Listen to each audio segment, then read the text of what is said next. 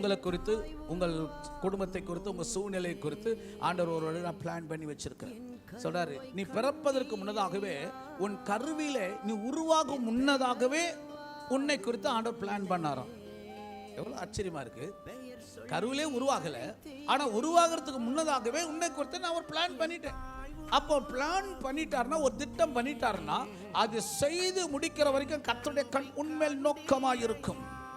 ஏன்னா உன்னை கொண்டு செய்ய வேண்டியதை உன்னை கொண்டுதான் கர்த்தர் செய்வார். என்னை கொண்டு செய்ய வேண்டியதை கர்த்தர் என்னை கொண்டுதான் செய்வார். இந்த வருஷம் முதல் தேதியே கர்த்தர் சொல்கிறார், உன்னை வச்சு ஒரு பெரிய காரியத்தை நான் செய்ய போகிறேன். உன்னை வைத்து உன் குடும்பத்தில் ஒரு பெரிய காரியத்தை நான் செய்ய போகிறேன். உன்னை வைத்து உன் திருச்சபையில் ஒரு பெரிய காரியத்தை நான் செய்ய போகிறேன். உன்னை வைத்து தேசத்தில் நான் பெரிய காரியத்தை செய்ய போகிறேன்.